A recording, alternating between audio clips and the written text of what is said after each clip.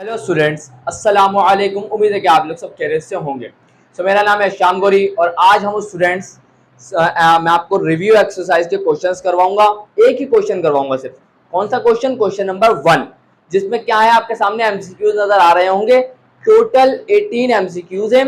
उन total 18 MCQs को आज की इस वीडियो में आपके सामने सॉल्व करूंगा। इंशाल्लाह नेक्स्ट वीडियो से रिव्यू एक्सरसाइज के क्वेश्चन भी स्टार्ट करवा दूंगा और जल्द अज जल्द इसे कंप्लीट करूंगा चैप्टर को। तो यहाँ पर रिव्यू एक्सरसाइज का अगर आप क्वेश्चन नंबर 1 देखें तो बहुत इजी है। क्या लिखा हुआ है कि अगर n बराबर हो 0 के तो बताएं ये किसके बराबर होगा। देख लें जरा, 0 + 1 क्या होगा? 1, और 1 के साथ क्या लगेगा? फैक्टोरियल। 1 फैक्टोरियल किसके बराबर होता है? 1 के। नीचे देखें, n की जगह क्या आ जाएगा? 0। 0 फैक्टोरियल किसके बराबर होता है? 1। ऊपर भी 1, नीचे भी 1। 1 डिवाइडेड बाय 1, आंसर क्या होगा? आप बोलेंगे सर आंसर तो 1 होगा। इसका मतलब कौन सा ऑप्शन करेक्ट है? आप कहेंगे सर ऑप्शन नंबर बी क्या है? करेक्ट है। आगे बढ़ते हैं। लिखा हुआ probability of getting 7 in throwing dice is. अब वो बोल रहे हैं कि जब हम डाइस को रोल करते हैं तो उसमें बताएं कि 7 आने की प्रोबेबिलिटी कितनी है। अब मुझे बताएं जरा, क्या डाइस में 7 होता है? आप कहेंगे सर नहीं। इसका मतलब तो जब 7 डाइस में है ही नहीं, तो डाइस में जब 7 नहीं है तो 7 आने की प्रोबेबिलिटी क्या होगी? 0। इसका मतलब ऑप्शन नंबर ए क्या होगा? करेक्ट होगा। आगे बढ़ते हैं। द फैक्टोरियल फॉर्म ऑफ, इसको मैं जरा करवा देता हूं, देखिएगा जरा। लिखा हुआ 12 इंटू 11 इंटू 10। इसकी फैक्टोरियल फॉर्म हमें क्या करनी है? बतानी है। अब देखिए इसको कंप्लीट करते हैं। 12 के पहले क्या आएगा? 11। 11 के बाद क्या आएगा? 10। 10 के बाद 9, 8, 7, है ना। तो मैं क्या करता हूँ, यहाँ पे मल्टीप्लाई करवा देता हूँ किससे? 9 फैक्टोरियल से। और 9 फैक्टोरियल से क्या कर देता हूँ? डिवाइड भी करवा देता हूँ। क्लियर? अब देखें 12, 11, 10, 9, 8, 7 ऐसे चलता रहेगा तो ये पूरा किसके बराबर हो जाएगा? ये पूरा बराबर हो जाएगा किसके? 12 फैक्टोरियल के। और नीचे क्या है? 9 फैक्टोरियल। तो ये आपके सामने क्या आ गई? ये आपके सामने आ गई इसकी फैक्टोरियल फॉर्म। आए जरा ऑप्शन में देखते हैं। ऑप्शन में तो ये ऑप्शन नंबर ए में ही नजर आ रहा है। क्लियर है? तो इसका मतलब ऑप्शन नंबर ए क्या है? करेक्ट है। और आप ये ना सोचिएगा कि ये वाला ऑप्शन भी करेक्ट है, नहीं। इसके अंदर 12 डिवाइडेड बाय 9, इसके ऊपर फैक्टोरियल है। ये ऑप्शन सही नहीं हो सकता, याद रखिएगा। ये वाला ऑप्शन इसलिए करेक्ट है, दोनों पे अलग अलग फैक्टोरियल लगा हुआ है। समझ में आई बात? आगे बढ़ते हैं। लिखा हुआ अगर दो इंडिपेंडेंट इवेंट्स हैं ए और B, occur in P and Q ways, और इनके होने के जो चांसेस है वो पी और क्यू वेज में हो रहे हैं। मतलब ये ए इवेंट पी तरीके से हो सकता है, बी इवेंट क्यू तरीके से हो सकता है। तो then the number of ways that both events can occur together. आपको मैंने पहले कितनी दफा कहा है कि अगर एक काम को करने के इतने तरीके, बी काम को करने के इतने तरीके, तो अब इन दोनों काम को करने के कितने तरीके हो गए? इनको मल्टीप्लाई कर देंगे।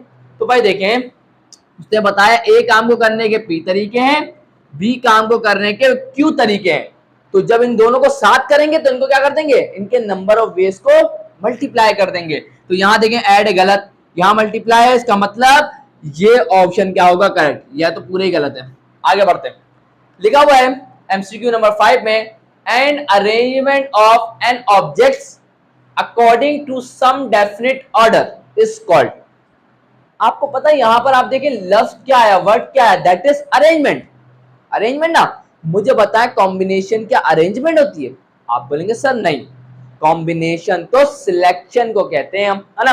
तो परम्यूटेशन अरेंजमेंट होती है? आप बोलेंगे सर बिल्कुल, परम्यूटेशन तो अरेंजमेंट होती है।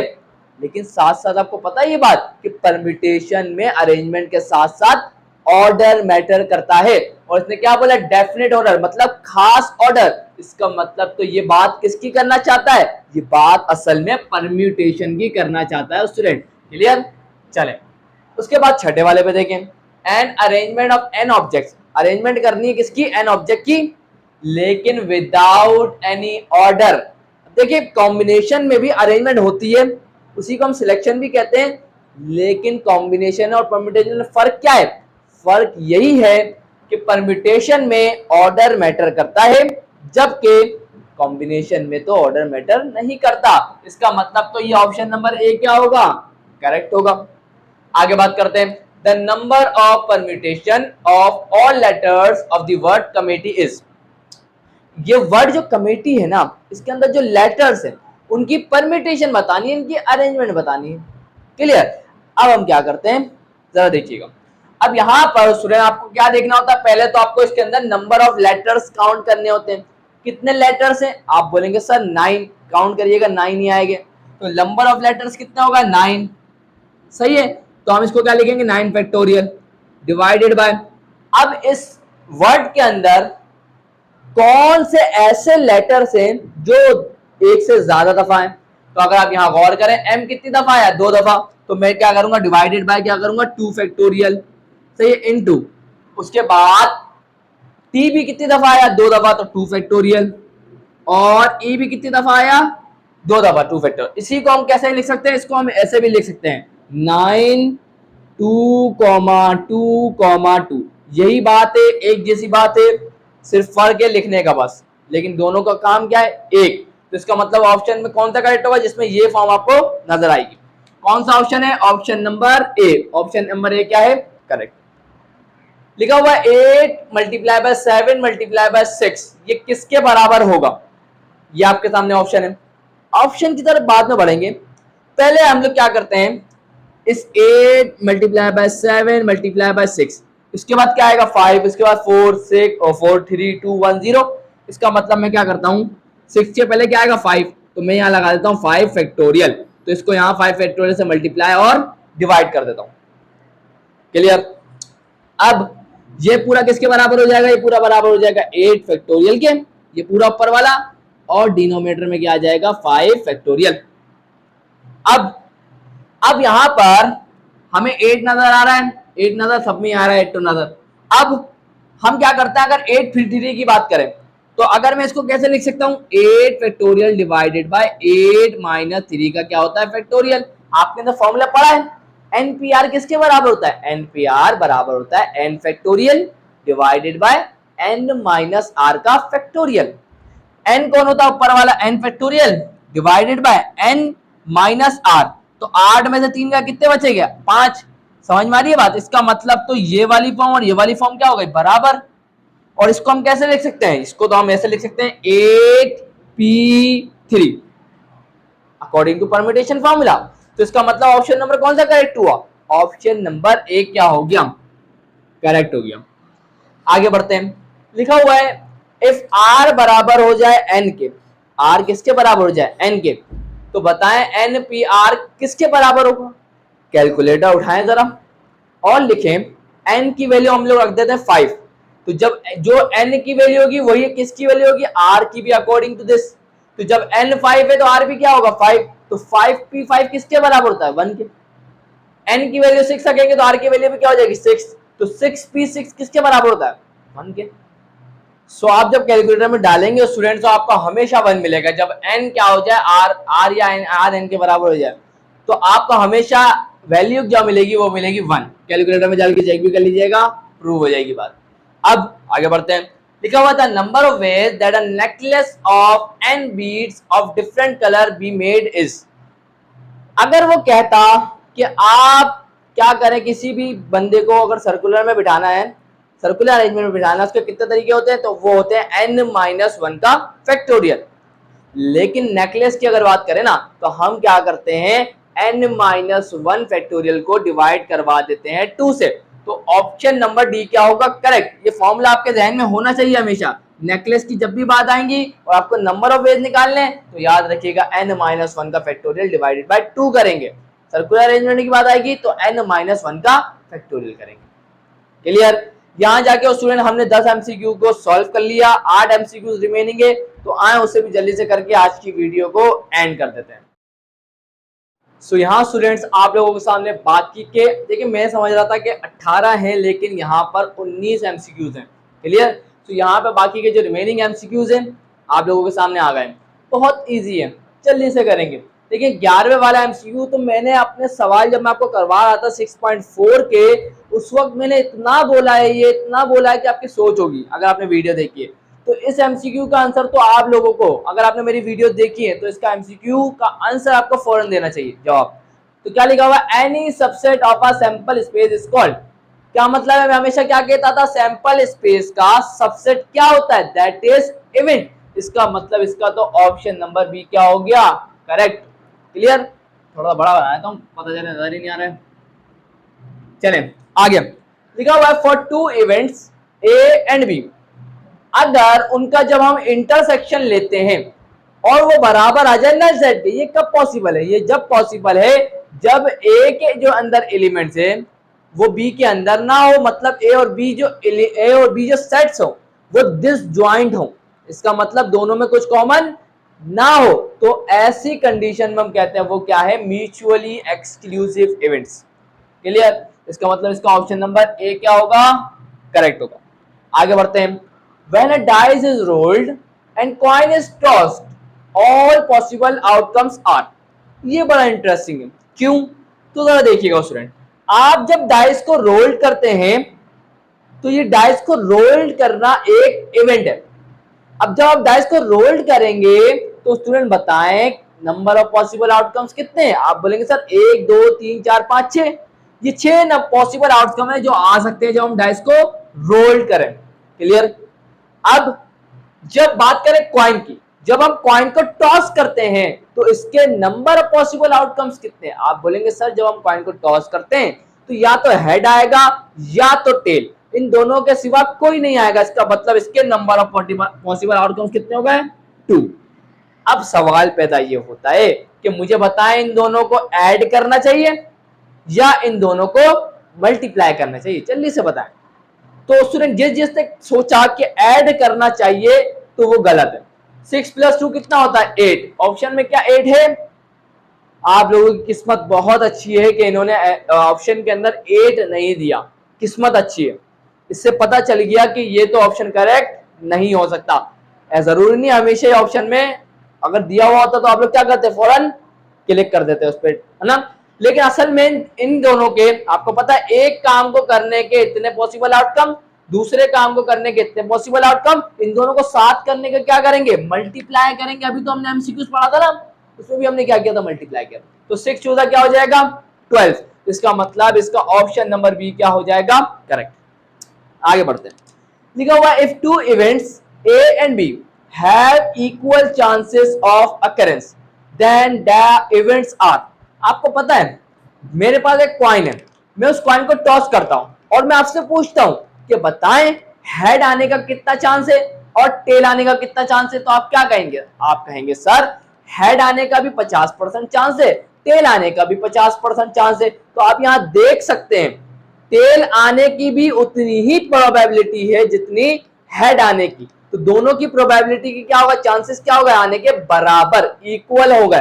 तो अगर कभी भी दो इवेंट्स के हेड होना भी एक इवेंट है, टेल आना भी एक इवेंट है, तो अगर दो इवेंट्स के जो चांसेस ऑफ अकरेंस है वो क्या हो जाए, बराबर, तो ऐसे इवेंट्स को हम कहते हैं इक्वली लाइकली इवेंट्स। इसका मतलब option A is correct. Clear, आगे बढ़ते हैं, लिखा हुआ है 15वें एमसीक्यूज के अंदर, if E be an event of a sample space. एक ई जो है इन्होंने इवेंट मान लिया सैंपल स्पेस, क्योंकि आपको पता है सैंपल स्पेस का सबसेट इवेंट होता है। आगे बढ़ते हैं, देन अब बताना इनमें से कौन सा ऑप्शन करेक्ट है। अगर आप पहले वाले ऑप्शन पे गौर करें, लिखा हुआ है कि आपको अगर ई इवेंट की प्रोबेबिलिटी निकालनी है तो वो किसके बराबर होती है, n S divided by n E. मतलब सैंपल स्पेस के अंदर जो एलिमेंट्स है उसको डिवाइड करवा दो इवेंट के अंदर जितने एलिमेंट्स हैं। क्या हमने यही फॉर्मूला पढ़ा था, नहीं, हमने ये फॉर्मूला नहीं पढ़ा था। हमने बोला था कि कभी भी किसी भी इवेंट की प्रोबेबिलिटी निकालनी हो तो हम क्या करते हैं, n E divided by n S करते हैं, और मैंने क्या लिखवाया था, O E divided by O S करते हैं। क्या करते हैं, O E divided by O S. O का मतलब भी वही रिप्रेजेंट कर रहा है कि सेट ई के अंदर कितने एलिमेंट्स है, एन का मतलब भी वही रिप्रेजेंट कर रहा है कि सेट ई के अंदर कितने एलिमेंट्स है। क्लियर, तो असल फॉर्मूला ये है, इसका मतलब तो ऑप्शन ए क्या है, गलत। और जैसे ही ऑप्शन ए गलत हुआ जिसकी वजह से डी वाला ऑप्शन भी क्या हो गया, गलत, क्योंकि ऑल ऑफ दीज था तो उसमें से एक ऑप्शन तो गलत, तो डी वाला ऑप्शन ऑटोमेटिकली गलत। चलें अब दो बचे, बी और सी। सी वाले को देखते हैं। सी वाले में लिखा हुआ है कि जो इवेंट ई की जो प्रोबेबिलिटी है वो 0 से बड़ी होगी और 1 से छोटी। क्या हमने यही पढ़ा है? नहीं, हमने तो ये पढ़ा था कि किसी भी इवेंट की प्रोबेबिलिटी 0 भी हो सकती है, 1 भी हो सकती है और 0 और 1 के दरमियान में कुछ भी हो सकती है। इसका मतलब तो ये ऑप्शन सी भी क्या हो गया? गलत। बचा कौन? बचा तो ये बी। बी क्या कह रहा है? बी तो कह रहा है कि जो इवेंट ई की जो प्रोबेबिलिटी है वो 0 भी हो सकती है, वो 1 भी हो सकती है और 0 और 1 के दरमियान भी हो सकती है। इसका मतलब ऑप्शन नंबर बी क्या हो गया? करेक्ट हो गया। चाहता तो डायरेक्ट भी बता सकता था। आगे बढ़ते हैं।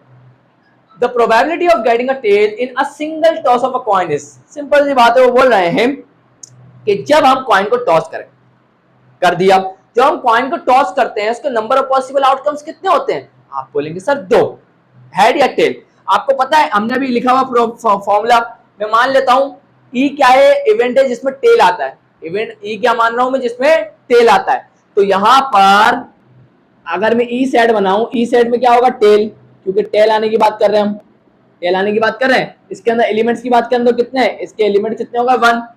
इसके अंदर एलिमेंट्स कितने होगा? इस सेट के अंदर 1। सैंपल स्पेस के अंदर क्या होता है? Number of possible outcomes. Number of possible outcomes कितने हैं? हेड भी आ सकता है, टेल भी आ सकता है, तो 2 है। तो हम क्या करेंगे? इस 1 को 2 से डिवाइड कर देंगे अकॉर्डिंग टू फॉर्मूला। तो इसका मतलब टेल आने की प्रोबेबिलिटी कितनी है? 50%, जिसको हम कहते हैं हाफ। डायरेक्ट भी याद रखा करें, मैंने कॉन्सेप्चुअल भी बता दिया। अब यहां पर ऑप्शन नंबर सी क्या हो गया? करेक्ट। लिखा हुआ है 3 डाइस आर रोल्ड साइमल्टेनियसली। ये बहुत इंपॉर्टेंट बात है।